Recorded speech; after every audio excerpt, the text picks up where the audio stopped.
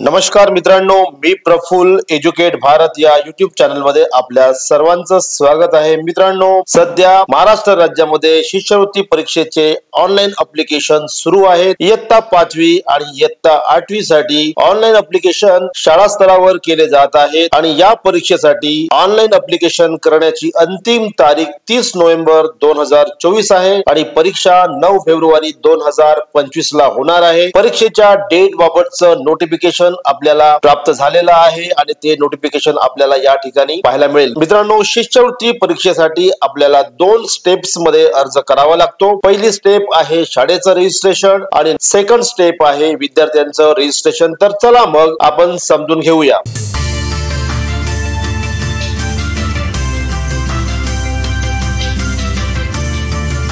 सर्वात प्रथम आपल्याला गुगल क्रोम ओपन करायचं आहे आणि ऍड्रेस बार मध्ये MSCE टाइप करायचं आहे। जसं आपण MSCE एंटर कराल, आपल्या समोर अशा पद्धतीची एक लिंक पाहायला मिळेल। या लिंक वर आपल्याला क्लिक करायचं आहे। एक नवीन पेज आपल्या समोर येईल। डाव्या साईडला शिष्यवृत्ती परीक्षा इयत्ता 5वी व 8वी या लिंक वर आपल्याला क्लिक करायचं आहे। मग आपल्याला शिष्यवृत्ती परीक्षेचा मुख्य पेज पाहायला मिळेल। यामध्ये शिष्यवृत्ती परीक्षा 2025 बाबत सूचना आहेत आणि त्याचबरोबर आवेदन पत्र भरण्याची अंतिम मुदत 30 नोव्हेंबर 2024 पर्यंत असल्याचं पण सांगितलेलं आहे। डाव्या साईडला आपल्याला 2 टॅब्स पाहायला मिळतील। एक शाळा नोंदणी आहे आणि दुसरं शाळेचं लॉग इन आहे। शाळेचं रजिस्ट्रेशन करण्यासाठी आपल्याला स्कूल रजिस्ट्रेशन वर क्लिक करावं लागेल आणि शाळेची माहिती भरण्यासाठी आपल्याला स्कूल लॉग इन वर क्लिक करावं लागेल। पहिलं काम आहे आपल्याला शाळेचं रजिस्ट्रेशन, म्हणून आपण स्कूल रजिस्ट्रेशन वर क्लिक करू। हा आपल्या शाळेचा नोंदणी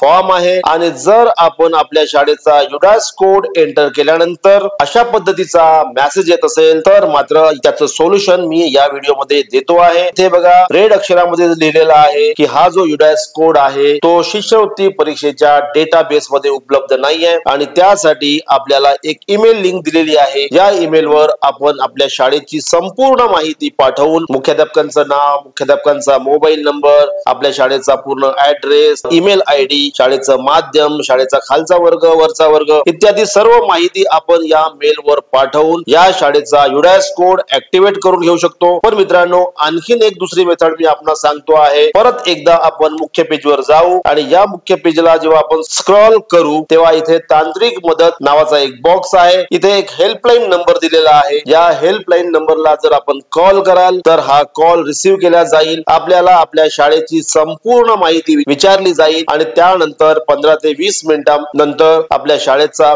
कोड ऍक्टिव्हेट होईल। तर चला मग आपण शाळेचं रजिस्ट्रेशन कसं करायचं ते समजून घेऊ। परत एकदा मी वर जातो आहे। शाळा रजिस्ट्रेशन वर क्लिक केल्यानंतर आपल्याला आपल्या शाळेचा युडास कोड एंटर करायचा आहे। जसं आपण युडास कोड एंटर करू आपल्या शाळेचं नाव पाहायला मिळेल। हे नाव बरोबर आहे की नाही याची खात्री करायची आहे की ही शाळा तुमचीच आहे का, तर इथे तुम्हाला यस करायचं आहे। त्यानंतर शाळेचं व्यवस्थापन विचारलं जाणार आहे। मित्रांनो, या व्यवस्थापनामध्ये काही बदल यावर्षी झालेले आहेत, त्यामुळे अचूक असं व्यवस्थापन सिलेक्ट करायचं आहे। त्याच्यानंतर आपल्या शाळेमध्ये कोणता अभ्यासक्रम शिकवला जातो तो अभ्यासक्रम आपल्याला सिलेक्ट करायचा आहे। त्यानंतर शाळेचं माध्यम सिलेक्ट करायचं आहे। यामध्ये सुद्धा एक बदल झालेला आहे। इथे 2 प्रकारची मीडियम तुम्हाला पाहायला मिळतील। एक रेग्युलर मीडियम म्हणजे एकच माध्यम आणि दुसरं म्हणजे जर आपल्या शाळेमध्ये सेमी इंग्लिश असेल तर त्याचं सुद्धा माध्यम या ठिकाणी यावेळेस देण्यात आलेलं आहे। आपल्या शाळेचं जे माध्यम असेल ते अचूक माध्यम आपल्याला सिलेक्ट करायचं आहे। आपली शाळा कोणत्या प्रकारची आहे ते आपल्याला यातून सिलेक्ट करायची आहे। अचूक असा पर्याय सिलेक्ट करायचा आहे। शाळेचं क्षेत्र सिलेक्ट करायचं आहे। आपली शाळा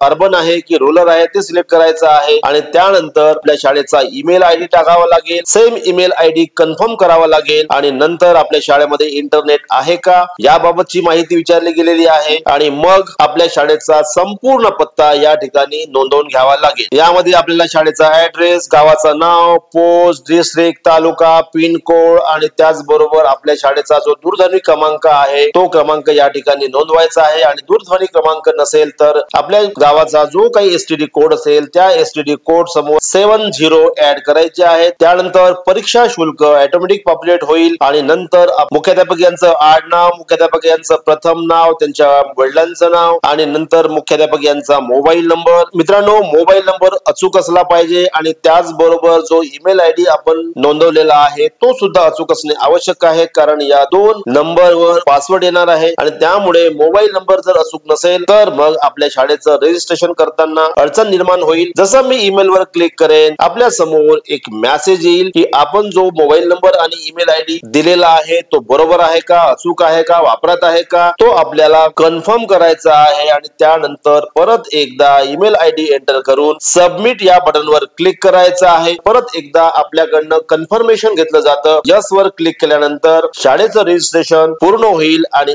एक पासवर्ड आपल्या मोबाईल वर मेसेज मध्ये किंवा ईमेल मध्ये प्राप्त होईल. हे जे स्कूल लॉग इन आहे या ठिकाणी आपल्या मोबाईल वर जो आयडी पासवर्ड आलेला आहे तो एंटर करायचा आहे आणि लॉग इन वर क्लिक करायचा आहे. त्यानंतर विद्यार्थी नोंदणी सूचना आपल्या समोर प्राप्त होईल. ते जो चेक बॉक्स आहे यावर आपल्याला क्लिक करायचा आहे, कंटिन्यू वर क्लिक करायचा आहे. परत एकदा आपल्या शाळेचा संपूर्ण प्रोफाईल आपल्या समोर येईल. तो प्रोफाईल आपल्याला एकदा तपासून घ्यायचा आहे. इथे शाळेचा युडास कोड, शाळेचं नाव, शाळेचं व्यवस्थापन दिलेलं आहे ते कन्फर्म करून घ्यायचं आहे. त्यानंतर आपला अभ्यासक्रम बरोबर आहे की नाही खात्री करायची आहे, माध्यम तपासून घ्यायचं आहे. त्याचबरोबर शाळेचा जो प्रकार आहे अचूक आहे की नाही खात्री करून घ्यायची आहे. शाळेचं क्षेत्र, शाळेचा ईमेल आयडी, शाळेमध्ये इंटरनेट कनेक्शन आहे की नाही, शाळेचा ऍड्रेस, हे संपूर्ण आपल्याला एकदा तपासून घ्यायचं आहे. मुख्याध्यापक यांची माहिती पण तपासून घ्यायची आहे आणि मग या ठिकाणी आपल्याला अल्टरनेट कॉन्टॅक्ट नंबर एंटर करायचा आहे. मुख्याध्यापक यांचा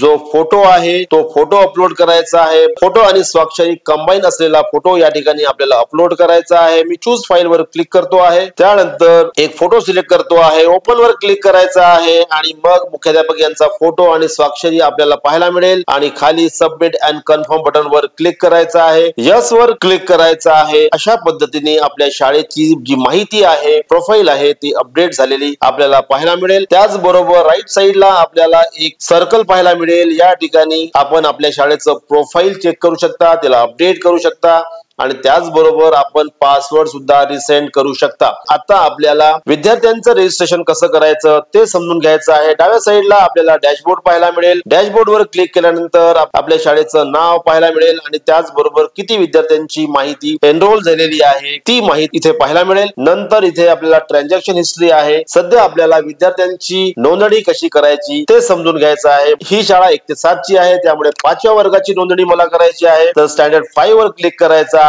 इथे रजिस्ट्रेशन टॅब आहे, या टॅब वर क्लिक करायचं आहे. जसं आपण क्लिक कराल त्यावेळेस आपणास इयत्ता 5वी शिष्यवृत्ती परीक्षेकरता आवेदन पत्र भरायचे असल्यास यस वर क्लिक करायचं आहे. मी यस वर क्लिक करतो आहे. त्यानंतर आपल्याला एका विद्यार्थ्याची माहिती भरायची आहे. अगदी सुरुवातीला शाळेचा युडास कोड पाहायला मिळेल, इयत्ता पाहायला मिळेल आणि त्याचबरोबर प्रत्येक विद्यार्थ्याला एक आवेदन पत्र क्रमांक देण्यात आलेला आहे, तो क्रमांक पाहायला मिळेल. पहिलं काम आपल्याला विद्यार्थ्याचा फोटो अपलोड करायचा आहे आणि हा फोटो अपलोड करताना विद्यार्थ्याचा फोटो आणि त्याची स्वाक्षरी असा कंबाईन फोटोग्राफ अपलोड करायचा आहे. त्यानंतर आपल्याला विद्यार्थ्याची माहिती भरायची आहे. ही माहिती भरत असताना आपण कॅपिटल अक्षरांचा वापर करावा. या ठिकाणी आपल्याला विद्यार्थ्याचं आडनाव, प्रथम नाव, वडिलांचं नाव, आईचं नाव एंटर करायचं आहे. विद्यार्थ्याचा जेंडर सिलेक्ट करायचा आहे. विद्यार्थी दिव्यांग आहे की नाही याची आपल्याला अचूक नोंदणी करायची आहे. त्यानंतर जर विद्यार्थी दिव्यांग नसेल तर मग आपल्याला हा पाठ भरण्याची गरज नाही, परंतु जर विद्यार्थी दिव्यांग असेल तर या ठिकाणी आपल्याला माहिती भरावी लागेल. डेट ऑफ बर्थ सिलेक्ट करायचा आहे. डेट ऑफ बर्थ अचूक असला पाहिजे. आपण या राज्याचे रहिवासी आहात की नाही हा एक प्रश्न आहे. हा विद्यार्थी रहिवासी आहे, त्यामुळे इथे यस वर आपल्याला क्लिक करायचं आहे. त्यानंतर विद्यार्थ्याचा आधार नंबर एंटर करायचा आहे. विद्यार्थ्याची कास्ट कॅटेगरी जी असेल ती कास्ट कॅटेगरी आपल्याला सिलेक्ट करायची आहे आणि या कास्ट कॅटेगरीवरच या परीक्षेची गुणवत्ता आणि त्याचबरोबर परीक्षेसाठी किती खर्च येईल हे निश्चित होणार आहे. परीक्षेचं माध्यम आपण ऑलरेडी सिलेक्ट केलेलंच आहे आणि त्याचबरोबर उत्पन्न किती आहे हे आपल्याला नोंदवायचं आहे. पालकाचा मोबाईल नंबर एंटर करायचा आहे. पालकांचा ईमेल आयडी सुद्धा आपण एंटर करू शकता.